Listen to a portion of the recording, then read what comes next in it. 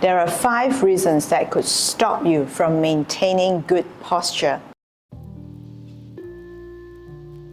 Small things build up. Just like good postural habits build up to something better, a compromised postural habit will also regress but build up to something not so ideal in the future. The difference between an upright and aligned posture versus that of a slump posture could well be in the little things you do daily. Let's look at it one by one. The first thing we need to do is a mindset change. Look at posture not as a problem to be solved, but as a journey to be taken. It is something that we keep working towards. Yes, it's a work in progress journey, but we keep going at it.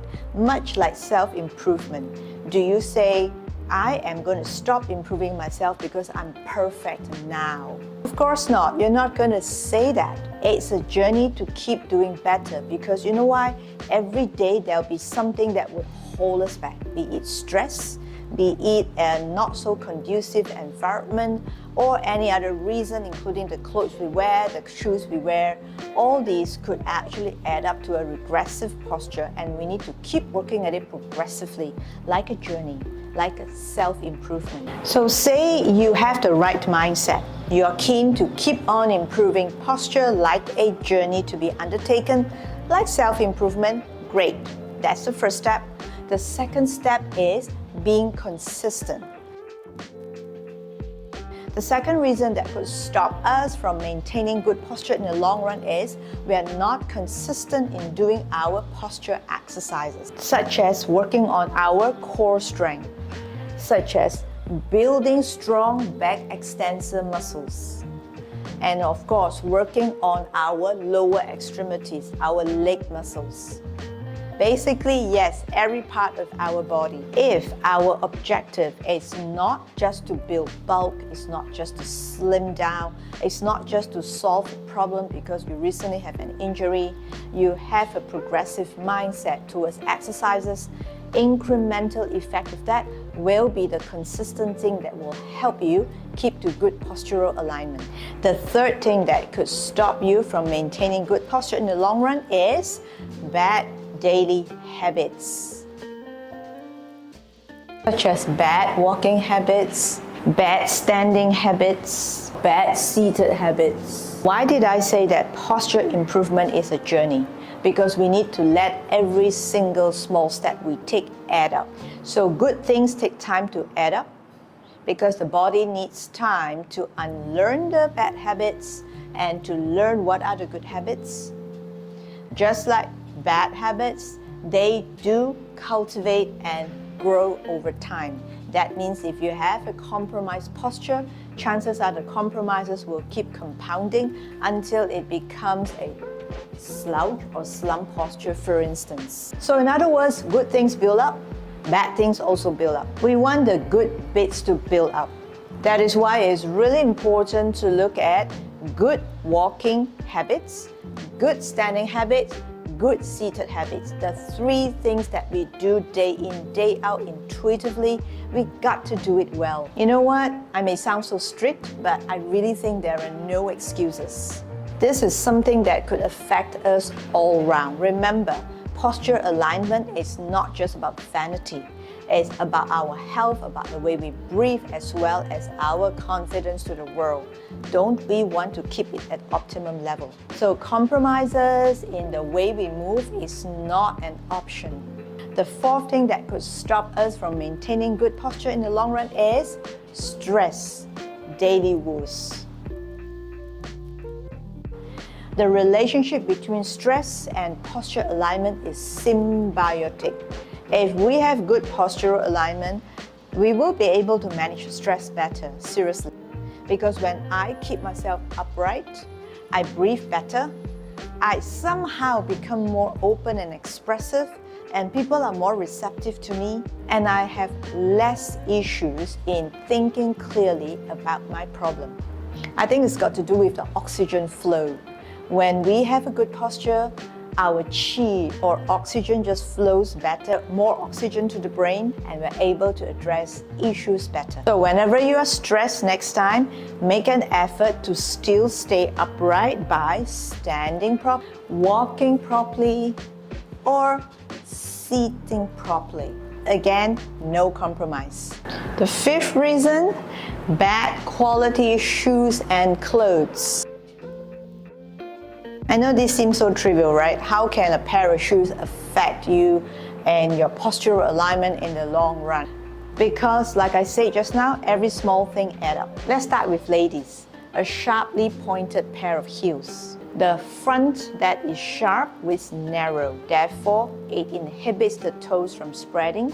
It already begins to stifle our stability in standing or walking. The heels make the body tilt forward, thereby making the quadriceps and our anterior body working extra hard to keep us upright. And it switches off all our back muscles because we will be forward this way.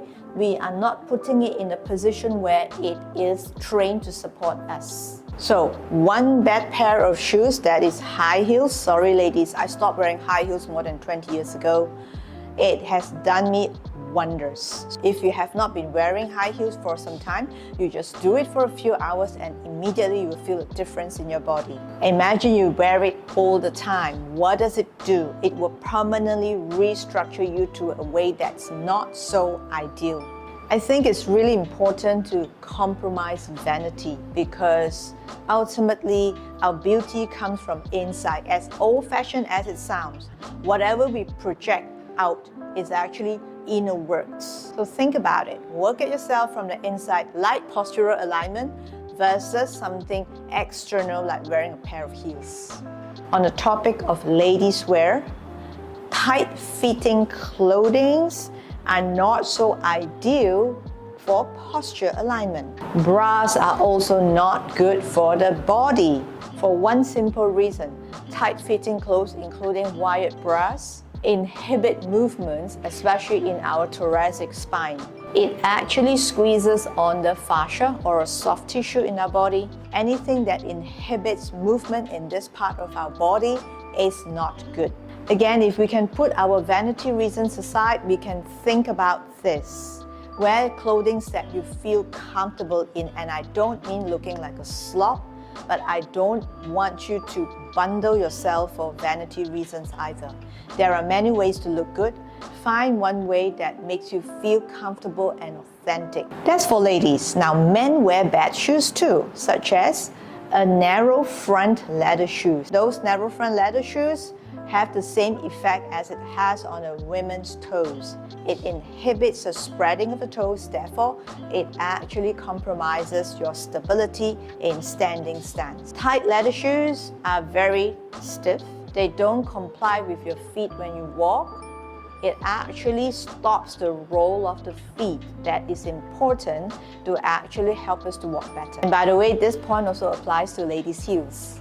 And bad clothing for men actually are very, very tight jeans. Men who wear very tight jeans are not going to be able to sit comfortably on top of the sit bones for very obvious reasons that I won't go into detail in this video. Or tight tailored slacks that also has a very tight area around the pelvis. All these would actually start to educate the body to stiffen up and to tighten up in the pelvic region that does not support this movement of pelvic rotation and movement as we walk.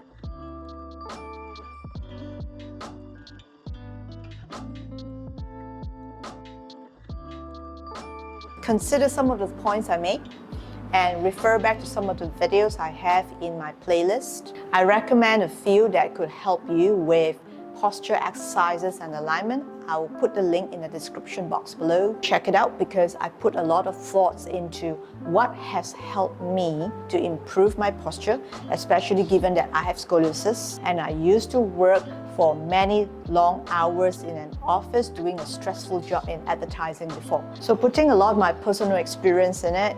Leave me any questions, comments, or response you may have. And that's it for now for this particular video. Thank you for your participation, thank you for your viewership, and thank you for staying with me if you have up to this point. I really appreciate it. Do like and subscribe, And I always say this at the end of every single of my video, keep moving, keep getting better. You know what? It really works. Movements really add up for everything. Posture, health, clarity of mind, well-being, everything.